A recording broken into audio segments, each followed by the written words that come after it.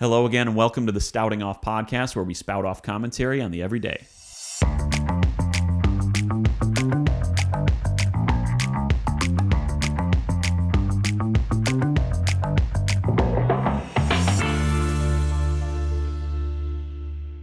Welcome again to the Stouting Off podcast. I am your host, now and forevermore, Drew Stoutenberg, and I am joined live in studio, as always, by my producer, Jordan. Jordan, how are you, man? Doing great, thank you. And that's something I just love to hear.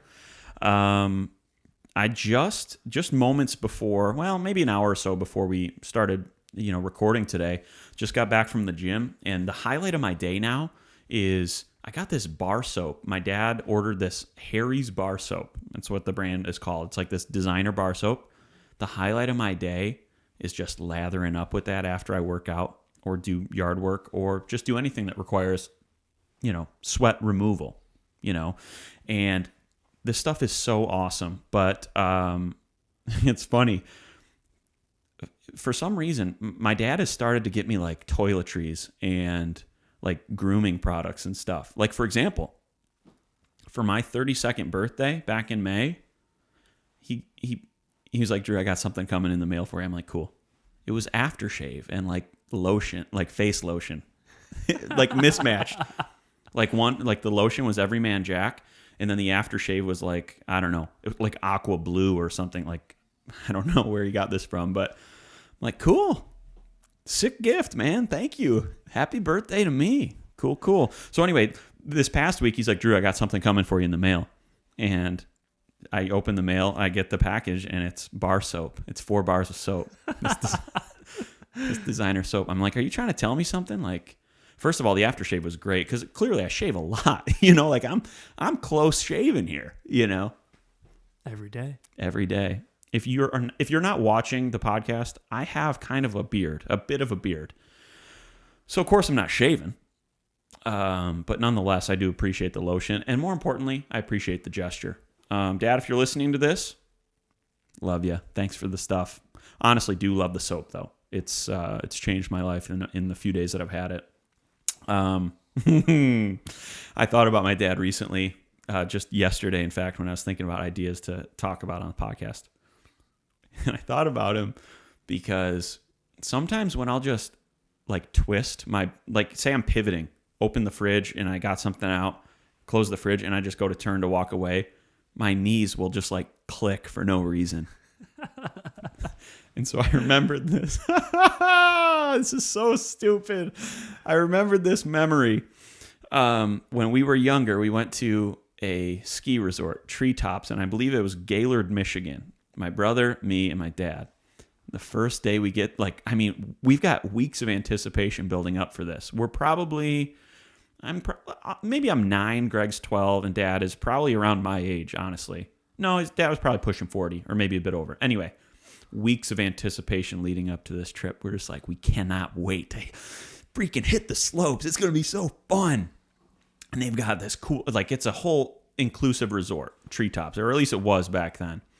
So we check in on the first day. We walk into the lobby, and you know that smell, like when you're on vacation, the hotel lobby smell. It smells like the pool. Yeah. Like that. I always just associate that with positive memories and positive experience. So we check in, and we're just so pumped. We go up to the room. We're like bouncing on the beds, just stuff you do when you're a kid and you check into a hotel room. And we're like, cool. All right, well, we got our lift tickets for tomorrow. We're ready to ski and cut up the slopes. We got all night. It's probably 5 or 6 p.m. We got all night. Like, what do you guys want to do? We're not hungry. Had dinner on the way here. And so we're like, let's go down to the hotel pool. We're like, sure. This is going to be awesome. So we get into the pool, doing some laps here or there. Dad probably is, and Greg and I are probably like fighting and dunking each other, but all in good spirits because, again, it's just a positive thing at this point. And we get into the hot tub, and we're just like, you know what you do when you get in the hot tub? You throw the elbows up. Just, this is great. And so we're like, okay, well, let's, we're all set here. Let's go see what else the hotel has to offer, what the resort grounds have to offer. I get out of the hot tub. Greg gets out of the hot tub. And as Dad is getting out of the hot tub, he steps up on the ledge and he starts to stand up and his knee just gives out. And I shouldn't be laughing about this, but his knee gives out. Again, this is just a 2-foot step up. We're not talking like he was stepping up 4 feet. He goes to step 2 feet out of the hot tub. His knee gives out and he's just, guys, you gotta go get somebody to help. He's incapacitated with he can't move. He's immobile. So an ambulance comes. First night of vacation, an ambulance comes, takes the 3 of us to the hospital. Dad blew out his knee, and vacation canceled. No way, dude. We go home the next morning. Oh, yeah. Driving with his left foot. Oh, it's unreal. Oh, I feel bad to laugh about it, but every time my knee clicks or I do say I'm training legs, I do a one-legged squat or something, I always think about that motion of my dad getting out of the hot tub and he just bit the dust. He was just incapacitated, like I said, with pain. Shouldn't say bit the dust. Oh my gosh, my brother and I still we'll just remind each other of that every 2 or 3 years and we'll just cry just with laughter. I was at the gym today, like I said. The guy next to me had baby breath. You know, that's how kids ages 0 to 3 or 4 have this particular smelling breath. Yeah. This guy had it and he was probably 35. That's the whole story. Sick. I couldn't believe it. Yeah, but baby breath, huh? I also learned when I was 16 years old, baby's breath is different. Baby's breath is the little flowers that go in the corsage that you give to your date for homecoming.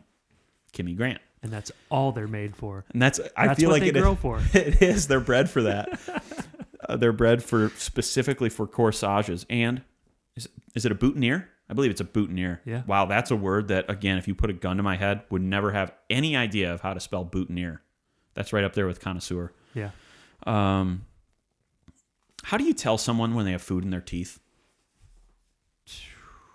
Do you tell someone? Are you a person who... It depends on how close I am with them, honestly. Yeah. It's the most uncomfortable situation ever. And I totally see it. It's a bit of a catch-22, right? I've never fully known how to use that expression, but it's damned if you do and damned if you don't, kind of. Mm-hmm. At least that's how I feel. A lot of people are like, no, I welcome it. Please tell me. Please tell me. I went on a date several years ago with this girl, and we were in Detroit at, what was that place called? Some cool, trendy, new place. What's that place? We always used to, it's by St. Andrew's Hall. We always used to go there before shows and stuff. I don't know. Anyway, it's a cool spot. And she got something in her teeth. And this was for the last 45 minutes of the lunch date. First meeting, wanted to make a good impression. So I'm not going to say, hey, I'm vibing too. Hey, by the way, you got a little, I can't do that. You got a little cilantro right here. Yeah. Oh my gosh. So she actually went to the bathroom at some point. And she came back. She was like, oh my gosh, Drew, I had a piece of something in my teeth this whole time. And I was like, oh, really? No, I didn't know. I didn't even notice. No, I mean, I guess I was just looking in your eyes the whole time. I didn't even notice the huge piece of parsley right here in between teeth number 1 or whatever the teeth numbers are. Right in your front incisors here. I never noticed that. Wow. Well, anyway, so we were talking about, what do you do for work again? That's cool. Anyway, I always remember that. And looking back on it, that whole thing went sideways after 3 dates. Part of me wonders, had I said something, hey, you've got cilantro in your teeth, would it have changed the outcome? I was gutted by her. Totally got ghosted. She worked for a soccer team, the Detroit City Football Club, DCFC. Dang. Man, she was cool. How are you supposed to tell somebody, though? Honestly, on a first meeting. Yeah. I mean, if it's your bro, if we were out to eat, I'd be like, hey, you've got something you in got your a teeth. little something. Doesn't matter. If it's Monica, I've got to wait until nobody's around, and I'll be like, hey, you got something in your teeth. Yeah. Or just point to it, and then she'll whatever. And at that point, would she be like, put off that you said anything. Or I mean, I'm sure she was she'd be so happy. receptive. Yeah. And but- thank you for picking the time, selectively choosing the time when you did that. Hey, Monica, you have something in your teeth, by the way. Everybody stop what they're doing. You take a and glass. look. You take a glass with a knife. Ching, ching, ching, ching. I'd like to say a few words. My beautiful wife. Oh, before I go on, got a little schmutz. And that's actually all I had to say about the toast. So Cheers. raise a glass. So cheers, or toast, as our friend Will would say. Man,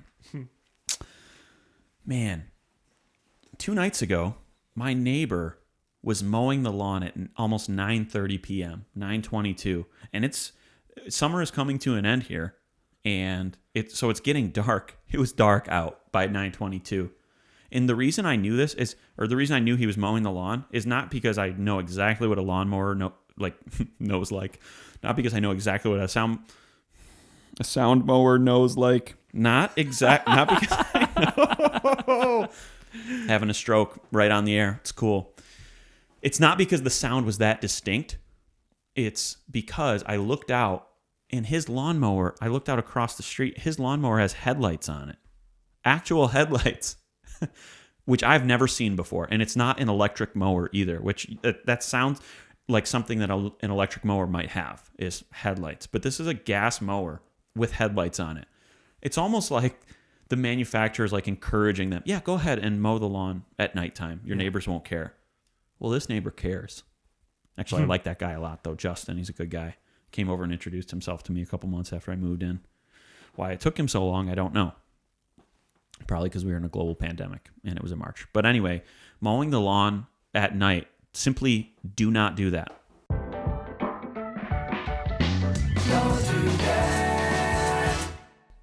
Don't do that.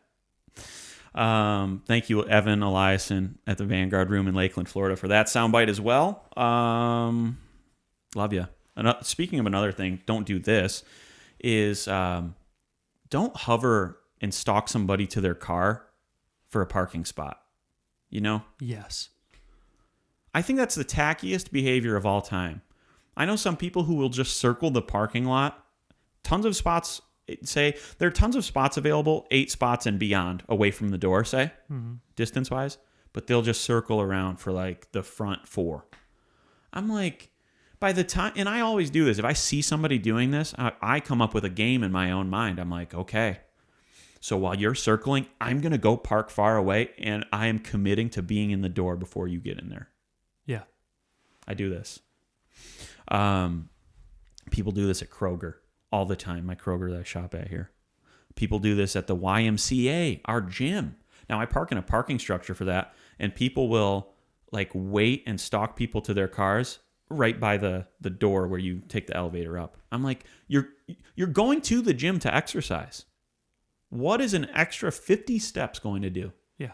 And now maybe 50 steps. Yeah. And now I'm spouting off.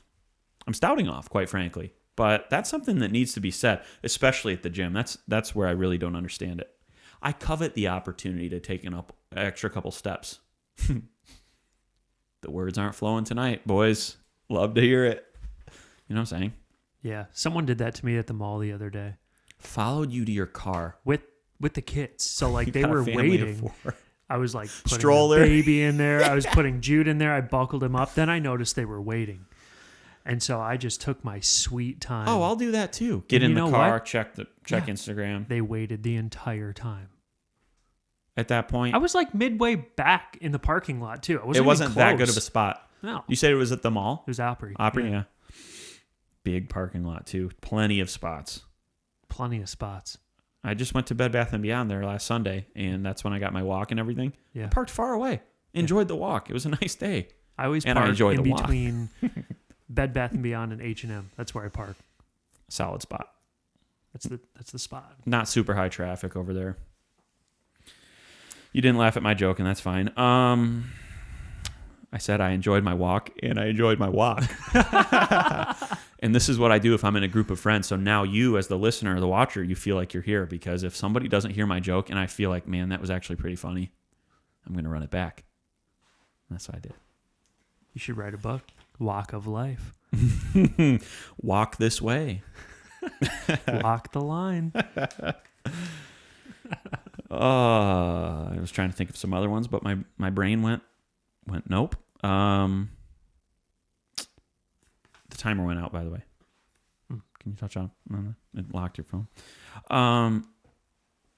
How long should a person keep a greeting card, like a birthday card or a Christmas card or an anniversary card or whatever? And I'm going to answer that question with my own anecdote. Prior to maybe a year ago, I kept all cards that I ever received in like a drawer in my nightstand. And for some reason, because I never go back and reread cards. And I've got this book. My brother got me this book. It is on my shelf over there. It's called Goodbye Things. And it's a book on Japanese minimalism. And basically, a lot of the philosophies that this guy talks about in Goodbye Things is a lot of the stuff that Marie Kondo kind of got famous for in Tidying Up, the show on Netflix. And so in that, he writes that like he doesn't keep like hard copies of pictures or greeting cards or any of this stuff anymore. And basically just removing the sacredness from everyday objects like that. Now, I will concede that a greeting card that somebody writes, happy 30th birthday, what a milestone. I'm just speaking like success and joy over your life and stuff like this. Okay, so that's a little bit more sentimental perhaps than if somebody gave you like a shot glass souvenir. But even so, that person and I who wrote me that card, I don't know if you guys could hear that. A stray cat in the background or something. The person who wrote me that card and I are still close. And we are, like, the card doesn't define the relationship. Okay? So, basically, I throw out cards the week after I get them.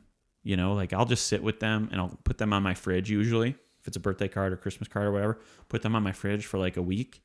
And then I will honor the card and honor the person and then just gently recycle it and give it back to Earth, quite frankly. Do you hear me on that? For sure. I always feel like a little bit of hesitation to throw out cards. And guilt.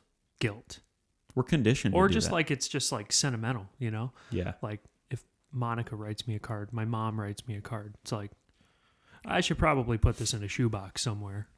Yeah. But I should never do that. Based on my teachings. My young pupil. That's cool. So I also, when I moved homes, I had this box of like framed pictures, photographs and pictures, and which are the same thing, and also just other personal things. So I know synonyms. That's cool. And when I was like looking for somewhere to put them, I ran out of wall space because I didn't want just like all my walls around the house to be pictures of me and my friends and my family. So I honored those pictures. I spent time with them. And then I threw them away. Framed pictures. Because ultimately, a picture isn't a person. And it's not like I'm going away to war and I need to remember what these people look like. Can FaceTime them anytime I want. Can look at photos on my phone anytime I want of them, So, I don't know. I just kind of removed some of the sacredness from that. But, yeah, I've been throwing out greeting cards for the past year. It would kind of be cool to do like I've been in a mode of transferring all of like my hard drive space to a cloud service. Oh, cool. It would be fun to look back on if you didn't have like the hard copy of that and you just like snapped a picture of the greeting card and put it in the cloud, with a folder called greeting cards that I've gotten. Yeah. And then you could like go back and whatever. That would actually be really cool. And it would save you space. And yeah, that's what that guy in this book, Goodbye Things. It's called the New Japanese Minimalism is like the subtitle by Fumio Sasaki. Anyway, Goodbye Things. In that book, he scanned all of his photos. He scanned all of his like greeting cards, documents, everything. It's all stored electronic or digitally. I don't really know the difference. So he just has them on like a flash drive with probably a backup flash drive as well. Yeah. Do you know the answer to kind of what I just inquired about, digitally versus electronically? No. It's probably synonymous. Probably the same. Big synonym guy today. Yep. Photographs and pictures. Look at this graph. Every time I do. It's been a fun thing. I actually like freaked out one day when I had I have 4 hard drives, 3 2 terabyte hard drives, and then 1 4 terabyte hard drive. And so is that 8 hard drives? Oh no. All right, you were saying I have 4. 3 of them are this one. Yeah. Okay. And so the one big one is like what I call like my safe. Like this is all of the the important stuff. All the important stuff. And I was like, what if one day it just crashed? Yeah. And I lost it. Truly, that happens, right? The reason I didn't keep it on my computer is because I wanted it to be safe, right? Yeah, if your computer crashed, then you're like, yeah, what's my backup? Oh, if my backup fails, I'm fricked. There's no backup. There's no backup. That's why my guy, Sasaki-san, in that book, he's got 2 backup hard drives, from what I remember. I want to go straight into our next segment. What have I been watching?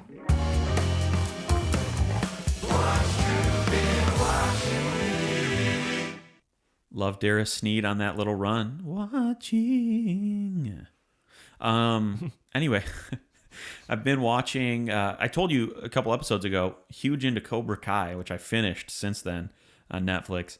And that kind of got me into this like ninja mode. Ninjas and like martial arts, even though I never had partaken in martial arts as a kid, was a big part of my childhood. I think I was a ninja for Halloween probably 4 years in a row. There's a funny picture of me as a ninja in kindergarten. I should try to find. For Halloween, Evan McGuire was as well. And Vincent Van Oost was also one. Wow, these names are just coming to me right now. It's pretty special. The memory's a special thing, and I'm going to talk about that another time because I'm reading a book on memory right now. All that to say, ninjas. I have been watching Mortal Kombat. I watched it once on Netflix. And Mortal Kombat, I remember when it came out. Jordan, can you give me the year on Mortal Kombat? Mortal Kombat with 1995? 1995 sounds about right. When it came out, my brother and I, we thought it was the coolest, most awesome movie ever because we used to play Mortal Kombat on Sega Genesis nonstop. So it comes out and you can see real live action Goro with 4 arms, and you can see Shang Tsung, who turns into people, and Scorpion and Sub-Zero. It was unbelievable. So fast forward, I hadn't watched it since 95, give or take, or like 2 or 3 years after that probably. So fast forward, doing math, 25 years, watched it recently. It was so unbelievably corny. It was like the special effects were completely shot, didn't hold up like Jurassic Park did, which I talked about another time. And the acting was terrible and all this stuff. But still, the power of nostalgia made it great. I enjoyed the whole like hour and, 45 minutes or so. Nostalgia is a really powerful thing. You know what I'm saying? Yeah. Nostalgia is the same reason why I will watch Saved by the Bell now. Like I'll dial that up on Hulu. And if I watched Saved by the Bell for the first time today, I'd be like, this is so corny. Yeah. Acting is terrible. It's whack. But I watch it now and I'm like, man, I'm feeling things. Sure. Yeah. And I think that's why people watch Friends. Because I've tried to get into Friends as an adult. It sucks. Hot take there. I know I'm probably going to lose some listeners and some followers on this. Friends is not... Did you ever watch that show? Is it as a young person, maybe in like my in mom? the time? My mom was always watching it. Monica's, fan of the year. Any person who is to discover it right now, I would have to bet wouldn't like it. Sure. Anyway, all that to say, nostalgia is a powerful thing. Mortal Kombat, that's what I've been watching.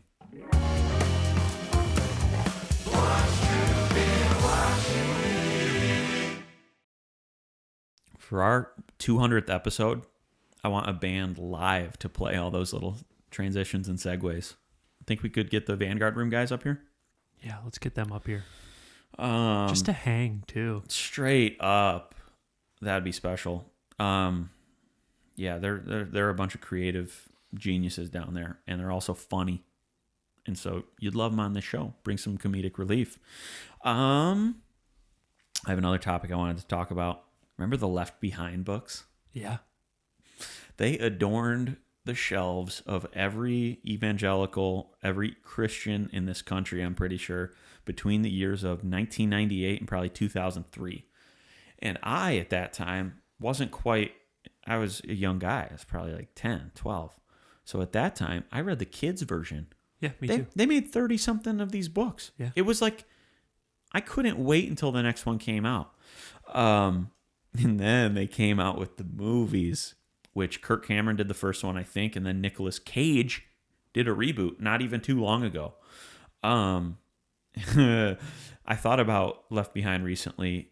I don't really know why. I saw Kirk Cameron on social media somewhere, and I'm like, man, that guy had an interesting career too. That guy was in Growing Pains, right? Was it Growing Pains? Yeah. Yeah, it was Growing Pains. I don't know why I'm second guessing myself. You know who else was on Growing Brains? Growing Brains. Growing Brains. It was a sci-fi show on Discovery Channel, and they synthesized neurons from Growing Brains. Growing Pains. Leo DiCaprio was on Growing Pains. Oh, I didn't know that. Yeah, early days, I think. And so was Robin Thicke's dad, Alan Thicke, the OG Thicke, with an E on the end. But yeah, I watched the Left Behind movie. I remember way back when it was shot.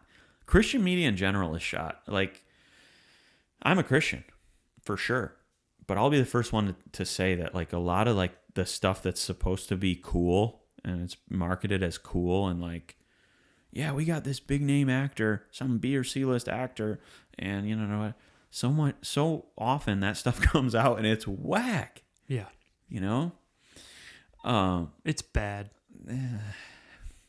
But there's a lot of really good Christian art out there too, like music and all kinds of things. But cinema, for the most part, like it's hard to do like cool, you know? Yeah. And I don't know why. Right. Yeah, me either. That's actually like why, it's a head scratcher. You're using the same like technology and all this stuff, but usually the acting is bad. But if you're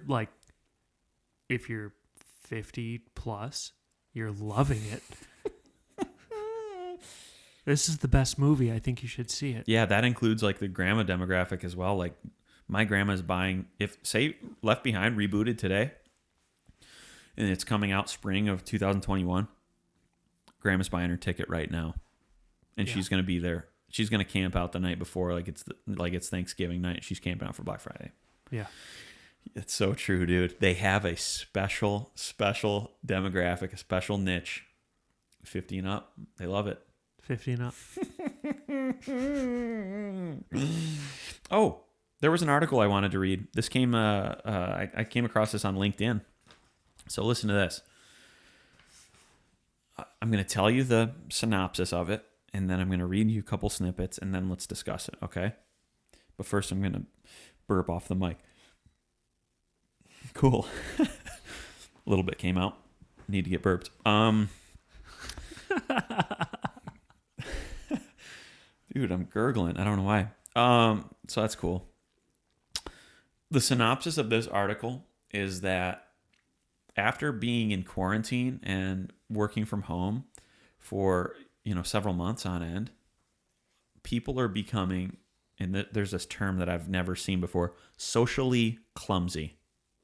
And I feel socially clumsy because I've stammered 16 times tonight. But that's not what socially clumsy means. It means you kind of forget your rhythm of how to talk to people and how to interact. And, and I've found myself, like our church has started to meet again, socially distant and very limited capacity and stuff. But now I'm around people again. And sometimes I forget kind of how to conduct myself, Yeah. In conversation. After months of isolation and distancing, have we all become socially awkward? That's the question posed by the New York Times, which notes that, deprived of peer interaction, it's not just children who become socially clumsy. Much like prisoners and astronauts who report feeling more awkward and intolerant when they re-enter normal life, psychologists say the pandemic is having the same effect on many of us. more awkward and intolerant. I don't know what the intolerant aspect is in terms of this context, but isolation experts recommend people make efforts to stay socially nimble. I like that. And to understand that when people do emerge from the pandemic, they may have changed. And there's a quote here. Research on prisoners, polar explorers, and others who have spent extended periods in isolation indicates social skills are like muscles that atrophy from lack of use. And many of us have not met anyone new in months. I can testify to that. As we all gradually reemerge from our confinement and widen our social circles, don't expect anyone or anything to be the same. I identify, and that's all it said. I identify with that, though. You know what I'm saying? Yeah, I can see that for sure. In me? No. Yeah, you've lost some of your social nimbleness, agility. Yeah, but you know, you can relate to that, right? Yeah. I was trying to tear it in half. That was not a graceful tear. Old set list on the back. It was actually hard to read because I can just see like huge text on the back. I thought you were going to read the set list because I could see the other side of it. No, I get that. I think that's a good point. Yeah, like you're out of practice. I mean, just like take any situation that you're in. Like if you stop practicing or if you stop interacting with someone, it's going to be weird getting back into it. You're rusty. Totally.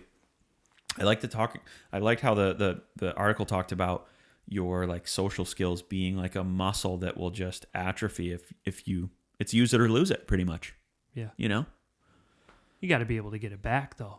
Yeah, you can work it back. I mean, that has to do with the capacity of the individual and the discipline and the commitment to gain it back. Just like after you've been out of the gym for a while. Yeah. You can testify to that too. Yeah, I can. know? Yeah. I'd love to get you back, by the way, because we had a really solid handful of months there. I gotta get back. It was nice. I struggled without you there today, and I almost got trapped under the bar at one point, which has never happened to me, thank God. But I can only imagine that as being the most embarrassing experience of all time. Sure. Yeah, it got to be. There's a lot of girls downtown Nashville too, like in working around, and just for some reason, I don't know why, but it would just be particularly embarrassing to get trapped under a bar when there are a ton of girls around. And they come lift it off. 6 of them? No, just one.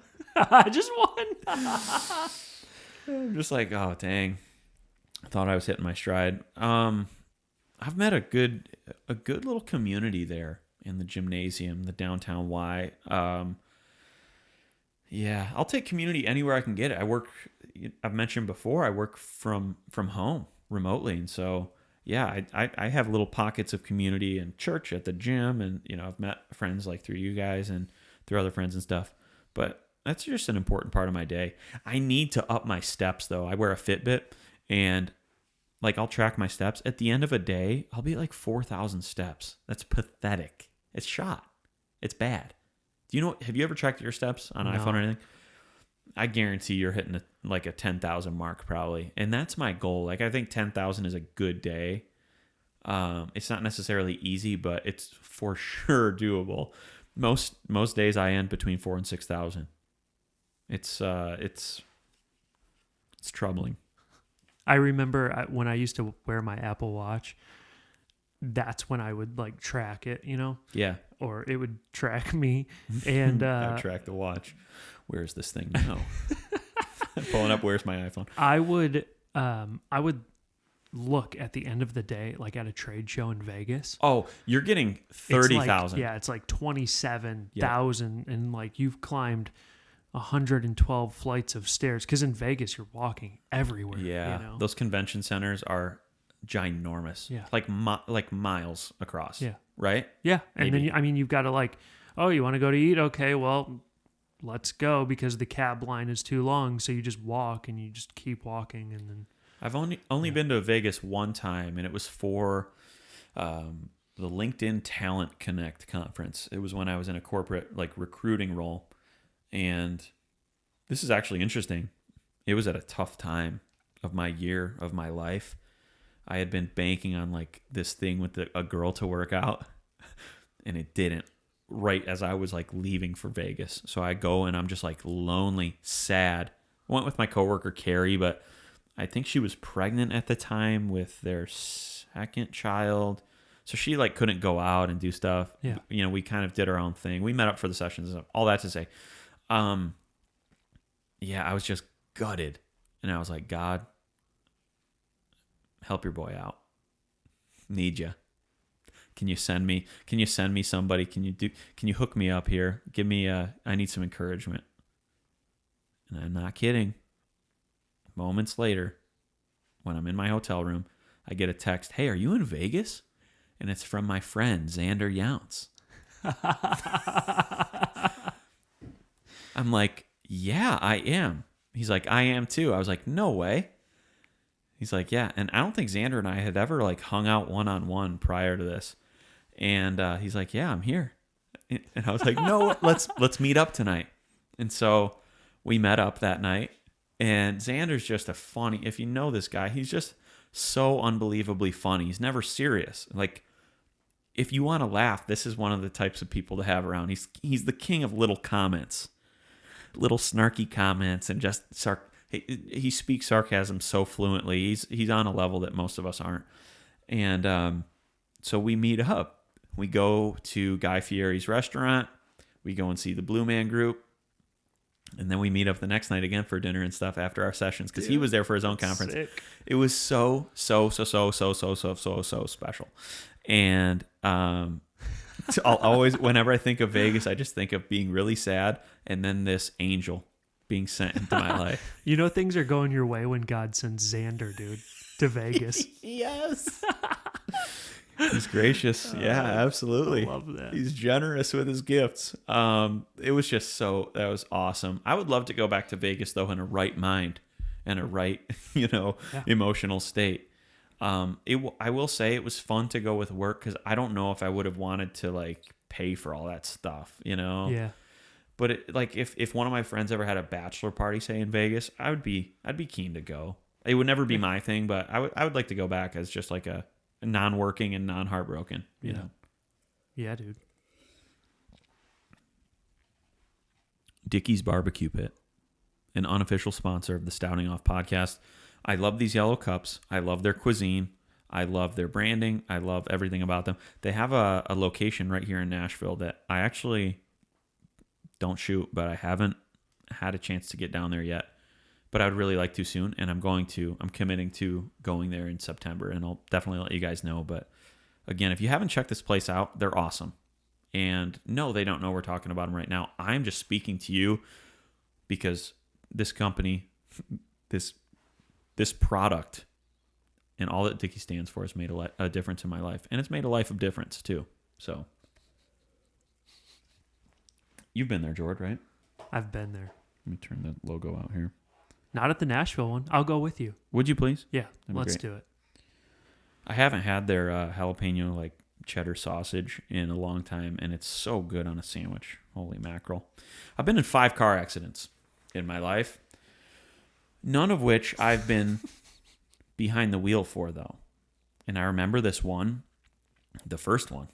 I really cut my teeth with this one, and I got used to the ropes of the car crash sensation. It's different. It's a different thing entirely.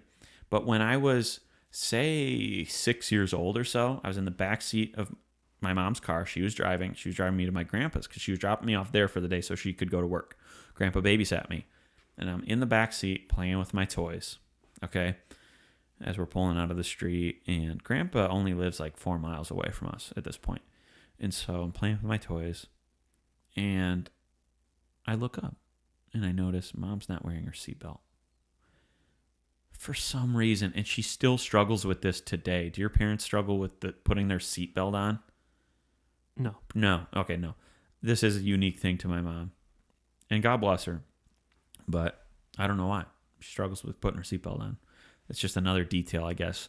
But I notice as a 6-year-old, hey, Mom, you don't have your seatbelt on. She's like, oh, okay, yeah, thanks for letting me know. Puts the seatbelt in the whatever the thing she buckles it in. Receiver. She puts it in the receiver. And I kid you not, 1 mile down the road, we're going through a green light. Somebody runs the red light from the other direction, and we T-bone them, and their car flips. What? And somehow we're doing spins. We do like 2 180s, so a full 360. And Mom, I remember this like as a kid. I remember what this looked like. Mom like jerks back to see if I'm okay. She's like, "Shoo. Are you okay? Andrew, are you okay?" And I remember just playing with the toys and being like, "What happened?" Really? And the relief, now that I'm an adult, the relief of like a parent hearing their kid say that was probably so great. Like that was probably such a great relief. Like you were still playing with your toys? Not to say like I was like we just hit a speed bump. I was probably like disturbed, like perturbed from what I was doing, but yeah, to the point where I was just still holding the toys. And I was like, what happened? Yeah, so that's cool. That was one of the 5 car accidents I've been in, but I'll tell you about the other 4 another time. But that's all the time we've got for today. Please, if you like what you're hearing, please subscribe on YouTube. Please follow on Instagram. Please share with your friends and family and any loved ones. But until next time, this has been the Stouting Off Podcast, where we spout off commentary on the every single day.